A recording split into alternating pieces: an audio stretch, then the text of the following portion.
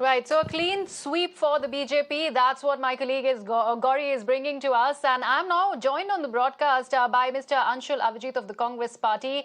Anshul, you saw the trends, you saw what is being played out on the ground. What went wrong for the Congress Party? It was never there when it comes to the state of Uttar Pradesh, but could have really capitalized on a lot of factors through which the voters really were left disgruntled. Do you think the Congress could have done more? We ran a very, very positive and inspired campaign in Uttar Pradesh. It was unprecedented when you give 40% of your seats to women, which is one of the core ideologies of the Congress Party, which is women's empowerment. The other core ideology is social justice, which was emphatically pursued with a great deal of commitment in Punjab, when we had Mr. Channi as the chief minister of the state. Imagine a state with 33% of its population as scheduled caste, but not a single chief minister representing that community. So we did that over there as well.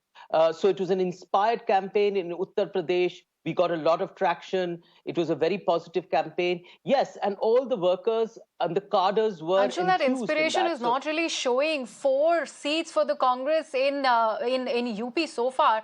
18. It's gone down to 18 in Punjab. That is something that the Congress must talk about, because when you speak of Charanjit Singh Channi and also naming him the chief ministerial face once again, taking into the account the Dalit factor, that has not really worked. Considering we're talking about the grand old party here, now it has gone on to become a multi-cornered fight. Aam Aadmi Party sweeping everything when it comes to Punjab. no, elections come, elections go. We are a 136-year-old party. We have seen defeats. We've seen enormous victories as well. It's a process of democracy. Democracy is highly invitational. It invites people to join in and partake in that process. Yes, other parties do it. The Congress has done it. We will live to fight another day. Yes, for the time being, we have to go back to the drawing board and see what went wrong over there. I think in Punjab, what happened was that there seemed to be a lot of anti-incumbency, particularly against Mr. Amrinder Singh, which is why you see that he's been losing from his own seat as well. And perhaps there was the change of guard could have come a little sooner. I mean, these are all ifs and buts. I mean, these are all counterfactual questions. You have to go back and re-examine what you did.